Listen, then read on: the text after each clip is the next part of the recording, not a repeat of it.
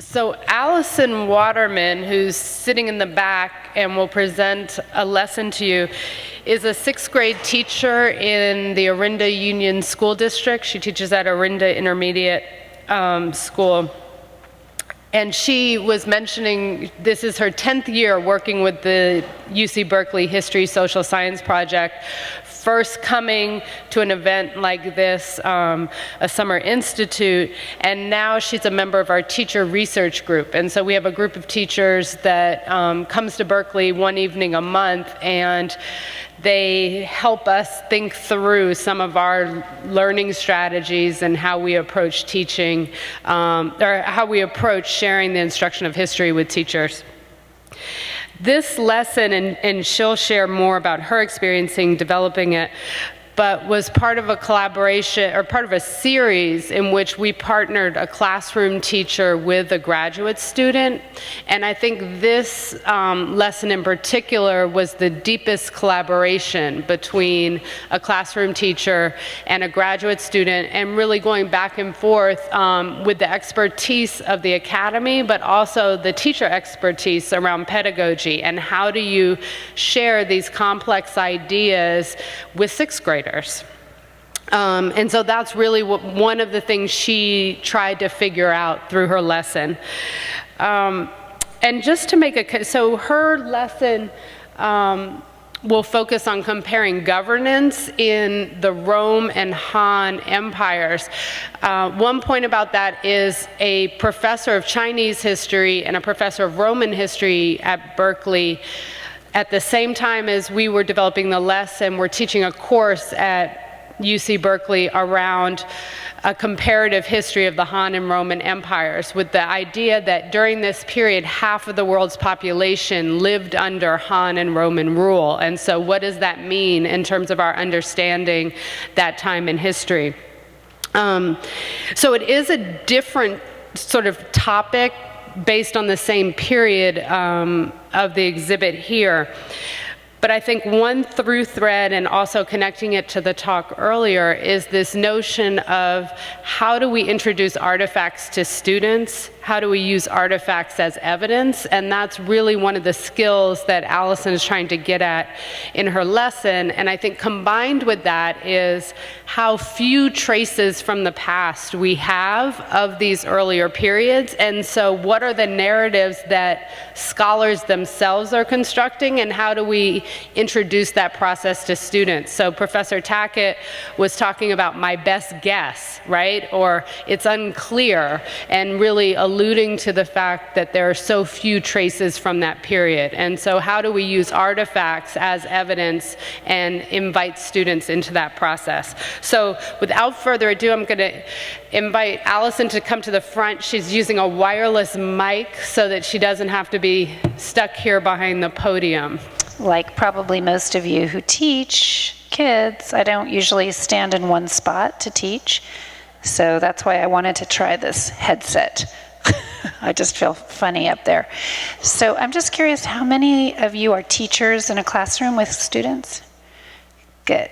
Okay. And how many of you are middle school teachers? Okay. Yeah, my people.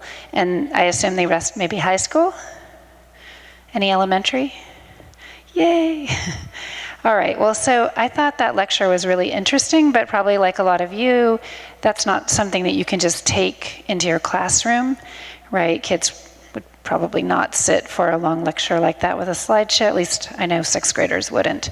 So one of the things that I was really interested in doing is figuring out how I could make my history instruction be more engaging for students. Often kids come into 6th grade never having had much history in elementary school, or what they have had, they haven't enjoyed.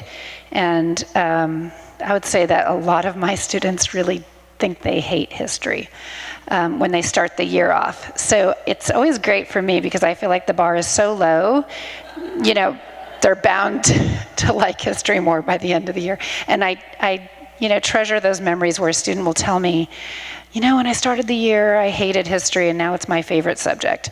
So, I mean, not every student is going to say that, but I think there are a lot of ways that we can, use the artifacts to help make things more engaging for them. So that's what I'm going to share with you. Okay, so I'm gonna guess this is, yay, oh good, okay. So this is kind of what we're gonna do, and the lesson that I designed, there are 2 parts to it, so I'm hoping that we'll have a chance for you guys to actually do a little bit of both parts of the lesson. I think you're more likely to use it if you've used it. I mean, use it with your students if you've used it. But also, obviously, I'm hoping, that it'll give you ideas for ways that you can develop your own lessons. So don't just feel like you have to take this one. But you will you have a hard copy in your binder, and then you'll also have it available to you online, and I think my PowerPoint too, right? And the professors, yeah. So in other words, you can write all over this, right? You don't have to keep it pristine, like, oh no, it's my only copy. Okay, so I'm not going to say a whole lot about the history project since Rachel did a nice job, but I just wanted to add to what Rachel said that I am an English teacher by training, so when I got my teaching credential way back when, it was a secondary single subject English credential. So when I started teaching core, 6th grade core in my school is a combination of ancient history and language arts, and when I started teaching that, I felt like I was sort of lacking in training in how to teach history. And so I sought out some professional development that would help me. And that's how I became involved with the history project. I can't remember how I first heard about it, probably on a flyer, remember those? And I came to a week-long summer institute at UC Berkeley. And it was structured kind of like the way today is structured, right? We had a professor lecturing in the morning, and then teachers would share lessons in the afternoon that presented strategies. And I actually still vividly remember that the first lesson was on the Versailles Treaty. This is something that I don't teach at all, right? And I vaguely remembered learning about it in high school, but I was so excited about the strategies that the teacher used, that I went back to my classroom very fired up. And in the Institute, we actually have time to develop a lesson. So the lesson I developed in that workshop, I still use. And I think one of the big takeaways for me, aside from some of the literacy strategies, is the idea of using primary sources. Because I think if we let ourselves be limited by our textbooks, I'm sure you guys all know that, it's just not going to be very engaging for kids. And also, a lot of times, it's not very easy for them to learn from the books, depending on how they're written, either because they're too difficult, or sometimes because, like with the text that we've adopted, they're sort of devoid of actual facts. It's like the history narrative is there, but the chance for kids to actually think historically is not. So the history project, I think, has really been key to my professional development.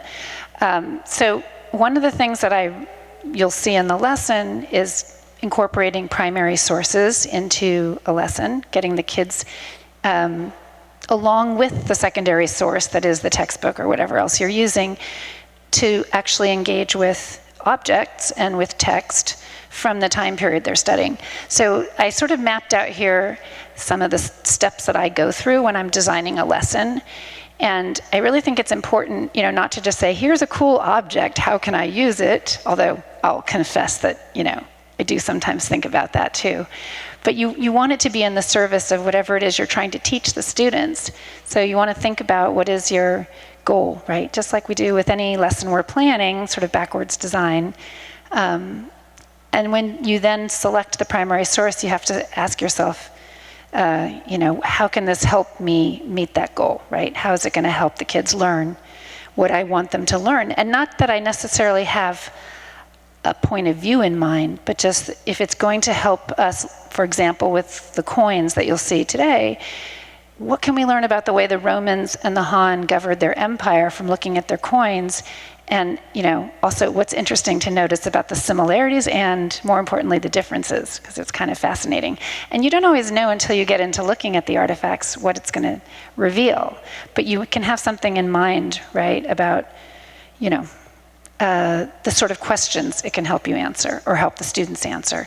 And I really like the idea also of teaching them how to ground their understanding in evidence, especially with sixth graders. This is so important. They're very quick to have opinions about lots of things, some of which, are not supported by any evidence at all. Like, well, maybe aliens came down and, okay, we don't have any evidence for that. So we want the kids to be able to point to something they see and say, this shows me that, right? So that's one of the reasons I use primary sources. And also they're just, they are engaging, right? Kids find it, even if it's a picture of an object, it's more interesting than reading about it in a textbook. So I'm just curious how you guys use primary sources in your classroom. How many people feel like it's hard to find primary sources for whatever you're teaching? Yeah. That was a challenge I felt, because especially teaching ancient history, there just aren't a lot of sources, right? And then there's a few really obvious ones that pictures are in our textbooks. They're mentioned, Hammurabi's Code, and obviously the pyramids and things like that. But so one of the things I was very fortunate to do is work with the history project. I got to work with a graduate student who's an expert in ancient China, so he helped. So like I said, the first step is really thinking about a focus question, or you can call it an essential question. They have a big question, a driving question, whatever, you want the kids to be able to answer by the end of your lesson or by the end of your unit. You can work out, right? And also to bring in thinking about historical thinking. So in the history project, we've been focusing in the last couple of years on, the kinds of historical thinking that historians do, and teaching our students how to analyze evidence and think about significance and perspective and so on. I find with sixth graders, I do tend to focus a lot on evidence and significance, and I don't focus maybe as often on, the ethical kind of nature. That's hard for sixth graders, but you want to think about your teaching standard and just sort of all those planning. So in this case, with historical thinking, I really wanted to focus on evidence, since I have coins, and I also have some texts that I wanted to have the students compare. So a big skill that I'm trying to teach my students is how to infer. And I kind of present it almost like a math equation. Inference is your experience, like what you know, your background knowledge, plus the evidence that's on the page, and you put that together, you get an inference. So we do that in our reading, but you can also do that, right, with the objects that you're going to look at. And then to think about the sourcing. So that's something I just teach them, right? When you look at an object, you have to source it. So the objects that we're going to look at today, I got the sourcing from my expert, the graduate student, Trenton Wilson, that I worked with. And one of the problems with ancient artifacts is that it's not always easy to source them. There's a lot of information we don't have, but we can try to find out as much as we can about it, and then to ask students to think about the worldview that it reveals, although we may not use that word, but like, what beliefs does it show, or what values does it convey? So then you want to select your sources that you think are going to do that for you. And I put in bold the things that I did. I like I said, I worked with an expert. So Trenton Wilson is I think still a graduate student at UC Berkeley, studying ancient China. And he had access to both Professor Narenya, who's a Rome expert, and Professor Nyland, who's a China expert. So I had, a team who I could go to with my questions. And what was really nice is that Trenton regarded me as also an expert. I know about sixth graders, right? So that was nice, because he doesn't know about teaching sixth graders. And he had some ideas about things that I'd say, that's not going to fly in my classroom,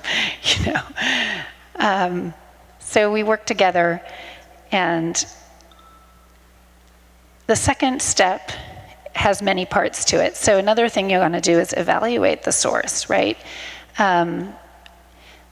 Thinking about, I would say for myself, this is where I really needed to think about it, looking at it, asking questions, right? So that I could anticipate the kinds of questions my students would have. And then if there's something I want them to be able to see or get from it, also need to think about how I'm going to help them do that. Because sometimes it's not going to be enough for them just to look at it. And I had some help in this because I had access to a secondary source that was very helpful, which I'm going to share with you. Then you want to evaluate the primary source as evidence, right? So, what does it provide evidence of? And, I mean, obviously, if you're looking at coins, provides evidence that they used money, right? They had trade, they had a need for coins.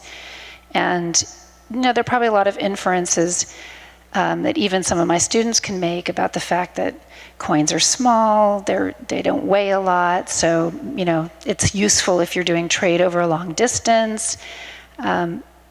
Originally, when I developed this lesson, I taught it as part of my Rome unit, which is at the very end of my school year that I usually do that. And so they had already learned about China and the Silk Road. So, they could bring a lot of background knowledge to bear. But there are other things that they might need some support to be able to figure out. So we're going to take a look at this more in depth later, but I just wanted to show you, these are Roman coins, and you can see the heads and the tails, or what do they call it, the obverse and the reverse. I think that's the technical term with coins. And, when you look at them, you can just see certain,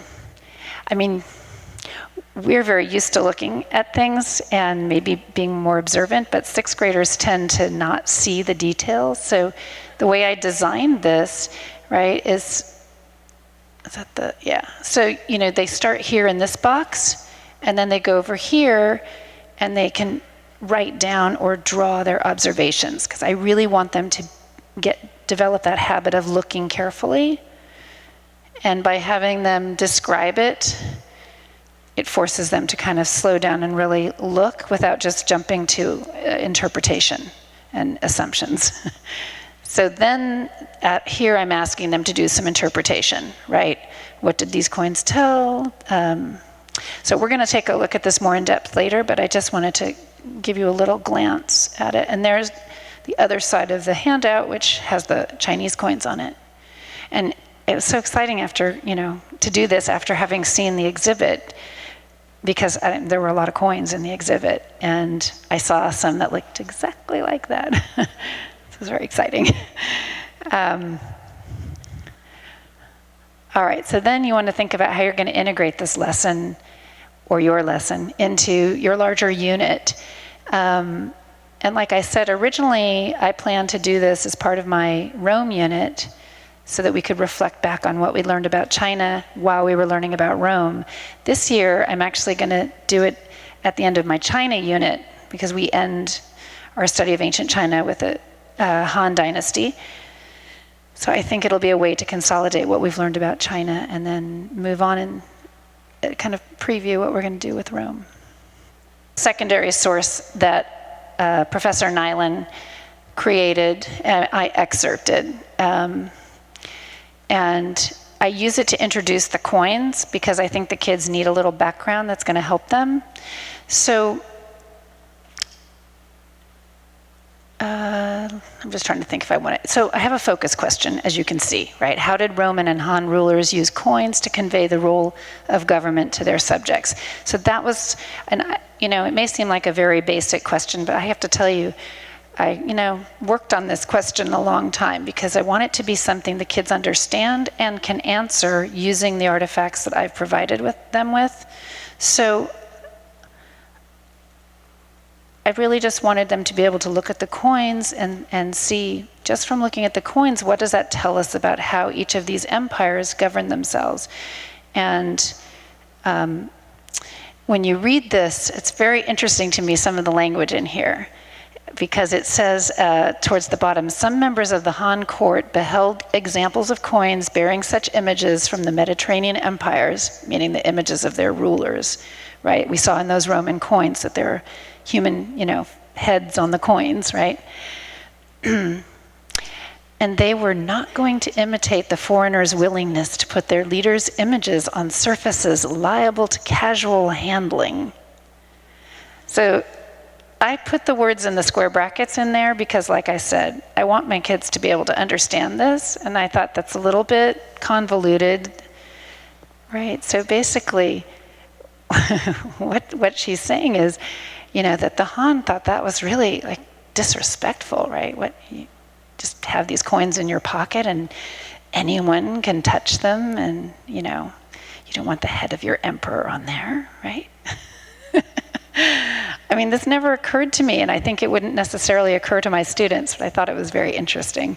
So I asked them, according to historians, what effect did Roman coins and statues have on the people the Rome conquered? And I think that's very easy for the kids to get at. It's kind of like an advertisement, right? Put the face on the coin and everyone knows that's your ruler. There he is, Augustus.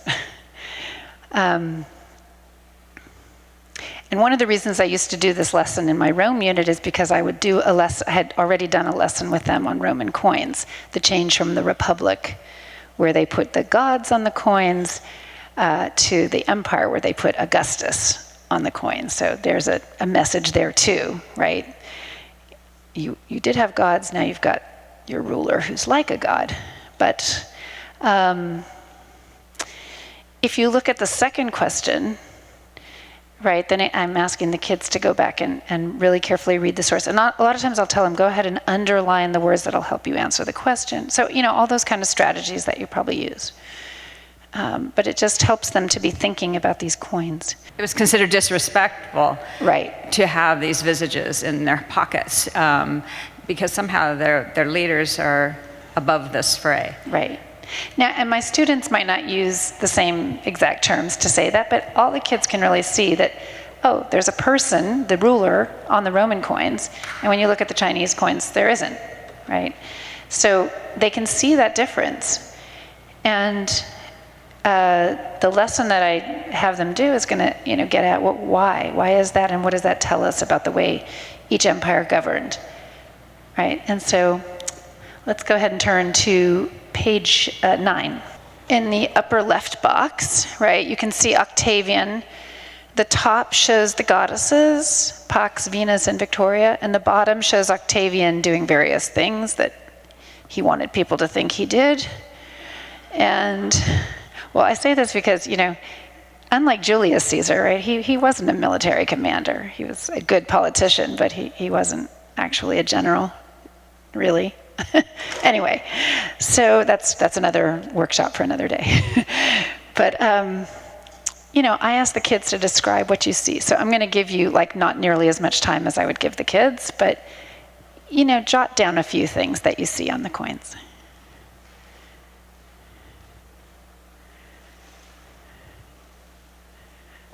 I probably prejudiced you into what you see. Before I teach this again, I might actually number the boxes.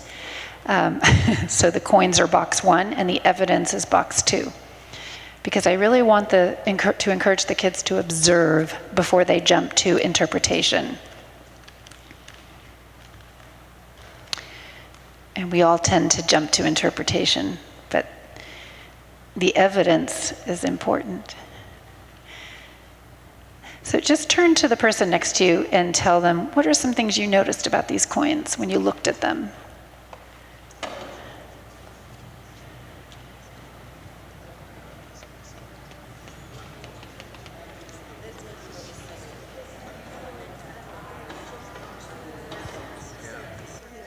The elaborate hairdos, yeah.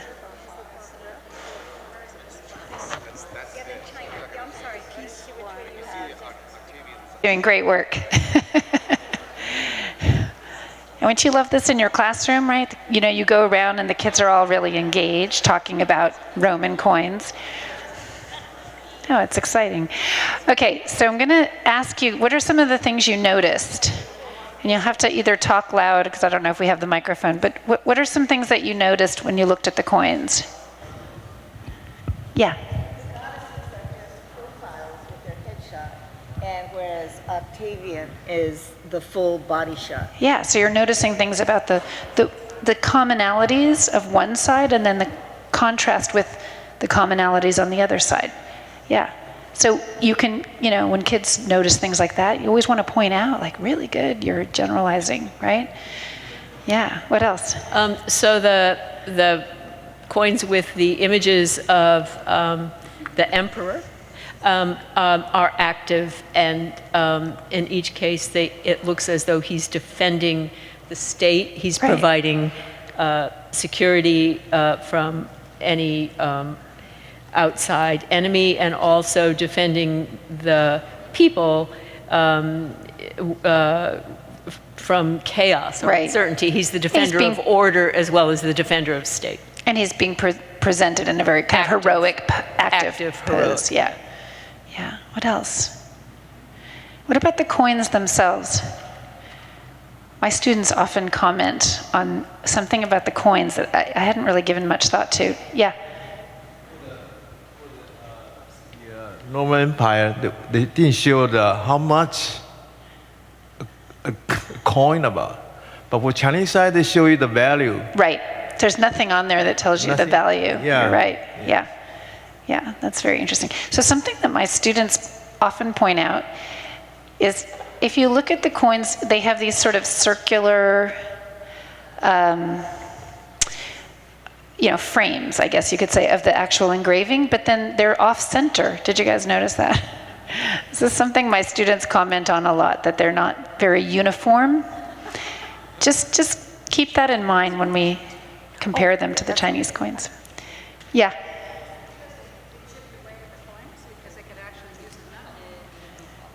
Ah. Okay, I didn't know that. That's great. I learned something. Yeah. So she's saying that they chipped away at the metal to use it. Yeah. I mean, the main thing I thought was interesting is noticing that the coins are not, although the designs are uniform, the shape of the coin is not so much uniform. That's why coins are ridged now, because people used to shave coins and then they'd melt it down and make more, have the metal. Yeah. So it could be that people have shaved shaved it over time to get the metal. Yeah. And she also has her hand up. I just wanted to comment on the quality of the artwork. It represents not only the quality of artwork in Rome at that time, which is, I would say, very high, but also a nod to the Greeks. Yes, yeah. So they were in that same tradition of their art. There was something I wanted to say. So the Roman coins were worth various amounts depending on the metal that was used, and I guess people would know what, based on the size of the coin and the type of metal. But you're right, it doesn't say anywhere on there. But the other thing, some of you notice it says Caesar DVF, and that is Latin for saying that he's son of a god. And it was a reference to the fact that he'd been adopted by Julius Caesar, who had been acclaimed a god, or he'd been proclaimed a god. So it's definitely, the coin is making that connection to his adopted father. Because this, if you know your Roman history, there'd been a period of chaos and conflict and civil war, and Octavian, later known as Augustus, is trying to consolidate his rule. So there are all those things that you can say that the Roman coins show, right? In terms of who the ruler is, wanting us to know the basis on which he derives his power. Let's take a look on the other side. I think in your binders, it's the next page.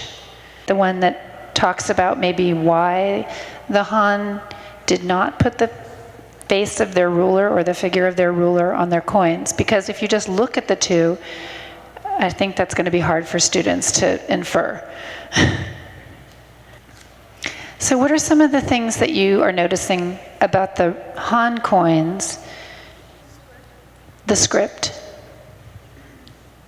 So you've got writing on there, and I mean, I base this on, again, on what my graduate student advisor told me, that the words basically tell us the weight of the coin, the value of the coin. I actually had one of my students who said he could read it. So he said, well, it has the word gold on it. So I asked, I'm trying to find my notes, because I asked Trenton about that. But, you know, so the symbols have to do with the value of the coin, I guess. Yeah. Yes, and that was something that actually our visit today helped me see, because that was not information I had before. Can you repeat the observation? So she said that the circular shape of the coin represents heaven and the square represents earth, which was something we also discussed when we were taking a tour of the gallery earlier today. And so that it could show that the emperor ruled both heaven and earth. Right? Yeah.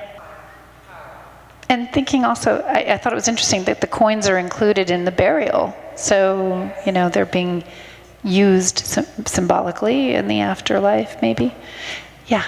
I noticed the simplicity and the practicality of the coins. And they also probably used less metal since they are hollow inside. And the emptiness too, which is something you see in Asian art. So they're very efficient, right? And of course the center, it's also practical because of the way they were carried, right, on the string.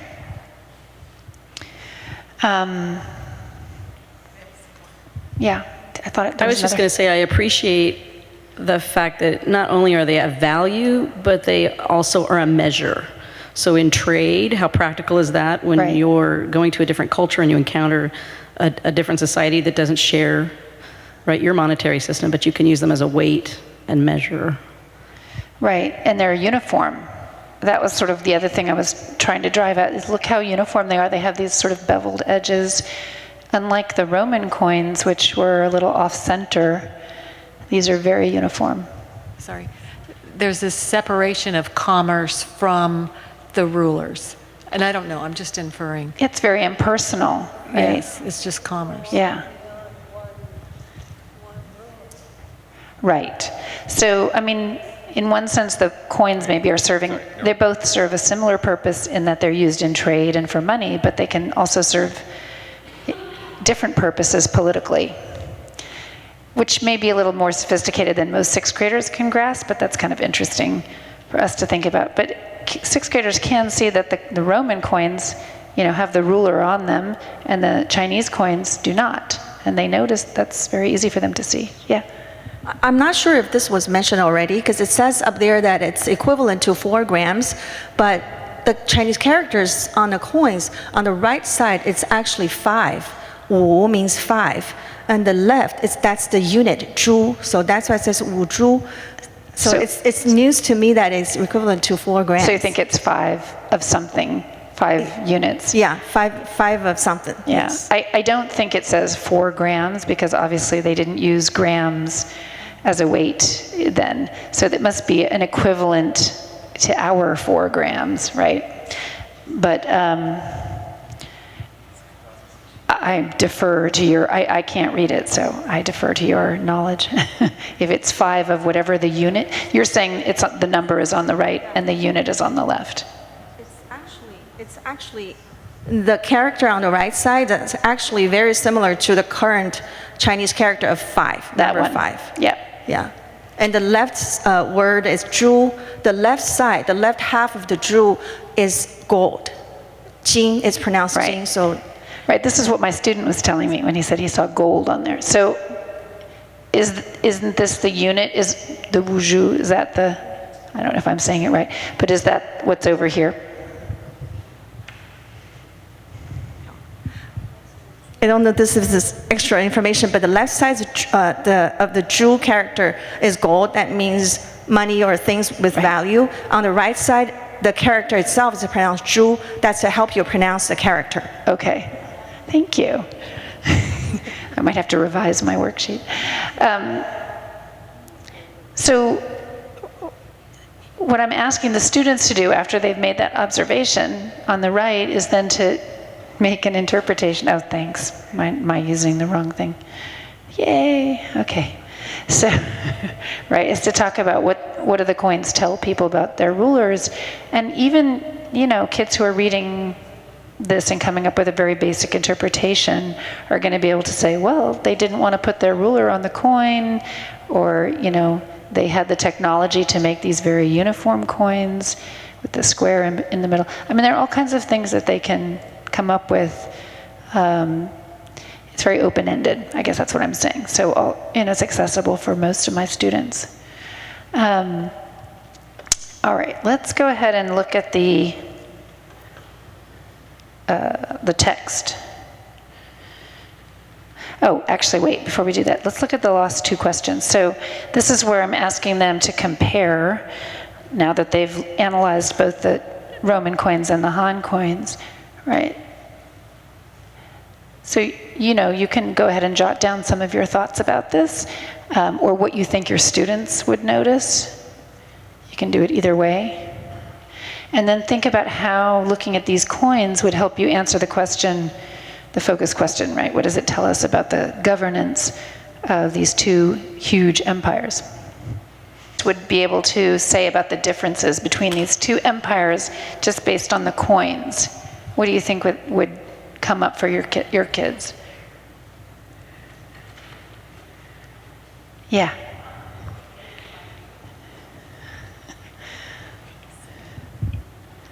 So I think they would connect the imagery on the Roman coins with our study of Ramesses the Great and kind of shameless self-promotion. And so when I think they would look at the Roman coins and compare them to the Han, I think that would be a lot about ego at work. I definitely think they would see that. And I think it'll be a much subtler message if they can get kind of the abstract idea that maybe with the Han coin, there's a reference back to like Qin Shi Huangdi when he introduces the uniformity of the coins throughout China, when he unifies China. And so there's a bit of a referencing back to the Qin that maybe they want to continue forward with that. Whereas with Augustus, he's a rejection of the Republic and moving on to being the emperor as the sole right, part or of the authority. replacement. The replacement, yeah. He's sort of what came supplanting. before. Yeah. Thanks.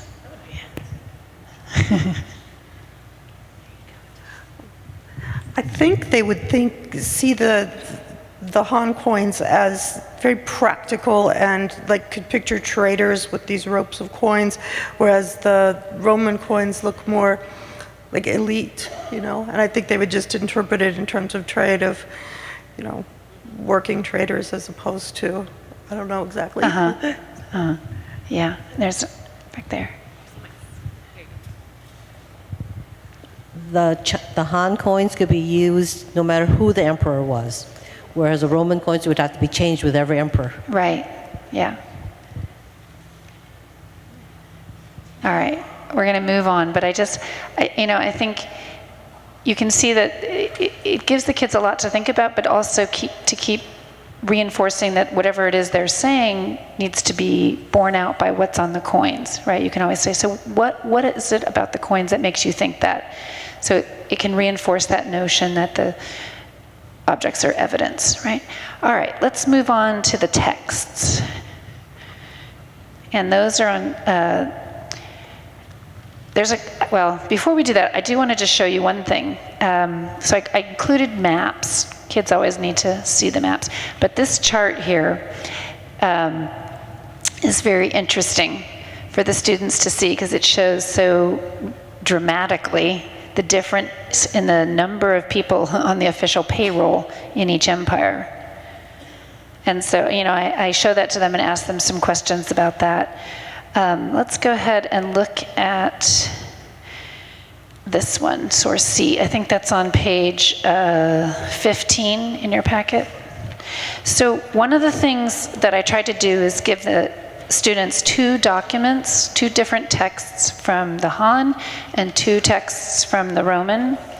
And I want the kids to be able to read these texts and try to build on what they've learned by looking at the coins to make some more inferences about the difference in the way each empire governed itself. And we're not going to have time to really go into depth on these, but I do want to make sure you have a chance to take a look. One of the things I did at the top is I gave them a little glossary so they understand what a forward and what a pass are, because of course those words can have a lot of different meanings to kids. And so this talks about the rules for making sure people don't leave passes with metal that doesn't belong to them. And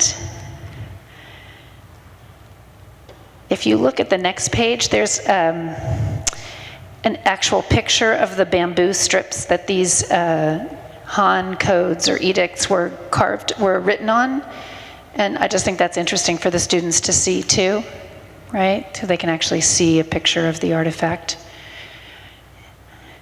This document here takes a little more work to help them understand. It's got a lot of difficult language, which you can see in the square brackets. I, again, tried to give them some synonyms. Let's just go and look at the Roman ones too. So what I did for source E and for source F is I used the letters of Pliny, and he was a governor of one of the Roman provinces. And in both these letters, he's writing to the Emperor Trajan, I believe, and asking him questions. And so when I ask the students to read these letters, they can think about how it worked, right? How did the working relationship between the emperor and the ruler in the provinces, and they can compare that with the Han documents that shows these edicts or laws that the emperor issued. So the document analysis questions, are to help the kids make sure they've understood it, but then also to get them to reflect and think about it. And I always try to ask them at the end, what does this tell you about how the government ruled?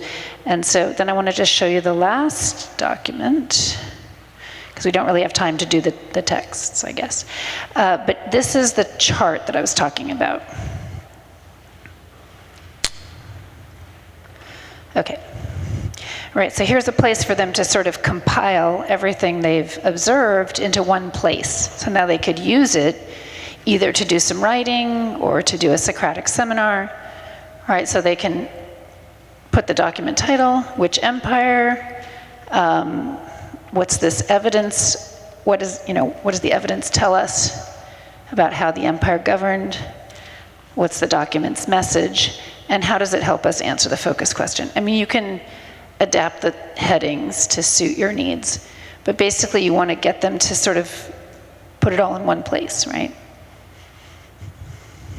So they can compare, so they can compare, and so they can think about what's their answer to that focus question. How did each empire govern their empire?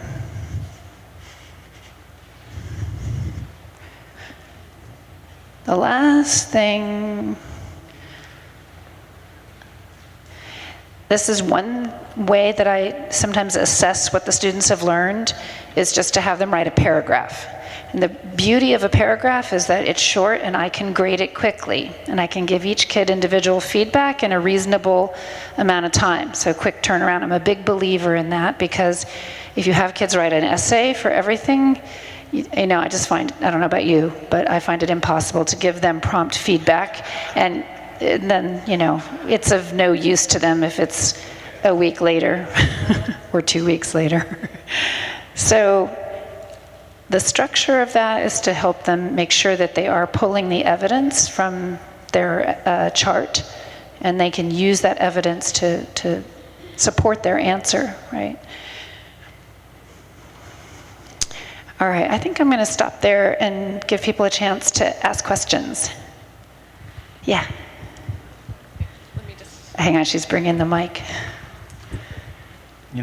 This is getting back to your question of the differences between the coins, and it seems to me that in the West there's a tradition of honoring the individual, And it seems to me that by including the heads of the ruler, it's a brand. It's just like after 9/11, everyone was expected, and all politicians were expected to wear an American flag to show your allegiance and your loyalty to the empire, whether it's the American Empire or the Roman Empire. But in the Chinese tradition, the individual is nobody. So if you look at paintings, you don't see portraits mainly, whereas in the West you see a lot of portraits. But in the Chinese tradition, the man is so small because he's insignificant. And you could definitely use the evidence in this lesson to support that, right? I mean, we didn't have time to go into it about the texts, but the texts really show, that the governor and the emperor had a personal relationship, and the governor is writing to him in a very, casual kind of, or friendly kind of way. What do you think I should do about this situation? And the emperor's saying, well, I think this, and well, it could be that.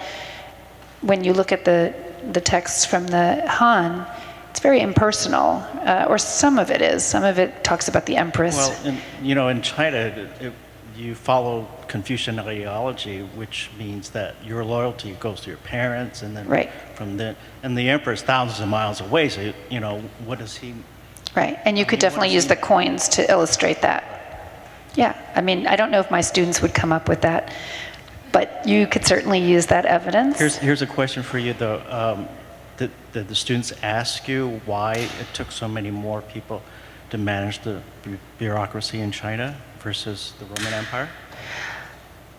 I don't think they asked me that. They're just, interested to see that.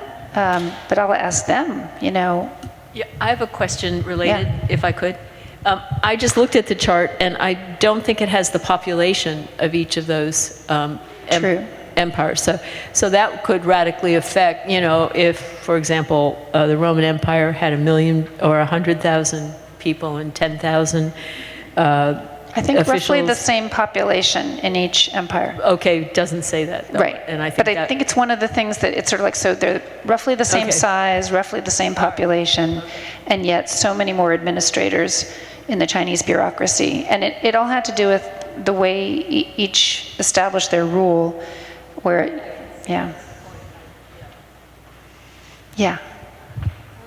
Do you know of a place, thank you, where we could find additional resources, primary source resources for ancient civilizations? I know the Library of Congress and the National Archives have things, but that's more American history. But is there anything for other civilizations and ancient civilizations? So there are lots of places where you can, if you're willing to dig. And one thing I would say is start at the museum's website, because I think the museum has a lot of materials for educators, and I haven't looked through all of them, but I would start there.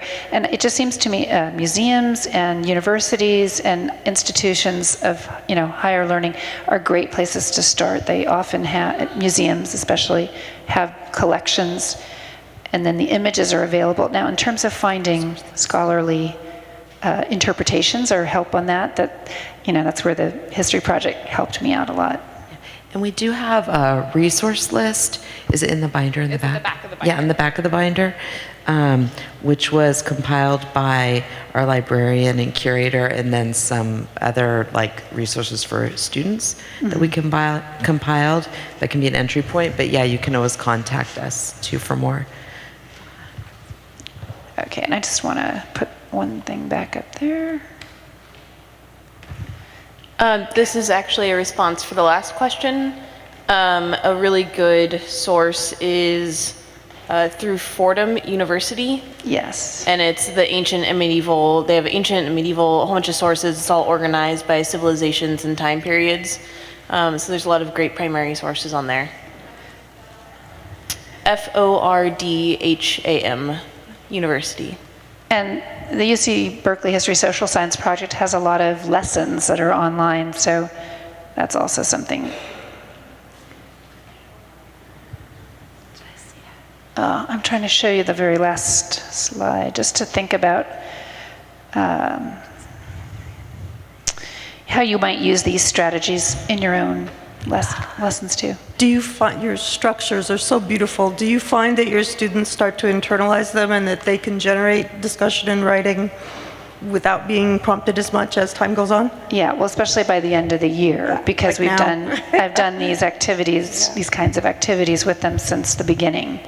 And just that idea of getting them to stop and really look and observe before they start trying to interpret, especially for sixth graders, I just feel like that's huge. It's so important, especially in our current climate. It's just so important to, you know, to ground our opinions and our interpretations in evidence. Not trying to be political or anything.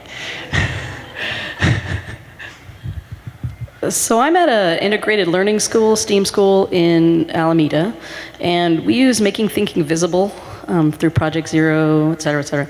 And one of the activities that we do to get everybody slowed down is the I see, I think, I wonder. Right. And I have to tell you, I use this format.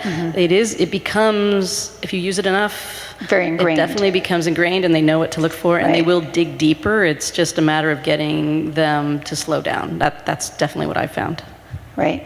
Thanks. Thank you. And those are, if you like Google Artful Thinking, Project Zero, they have all their thinking routines online. They're really helpful. Thanks. So I just hope that you will think about where in your curriculum you could see yourself using some of these strategies or integrating more primary sources. I mean, like I said, I've been involved with the History Project for 10 years, and each year I, work on developing one or two of these kinds of lessons. So over time now I have a few, quite a few, but it's like anything, start off, one step at a time. Great. Thank you so much, Allison. That was wonderful.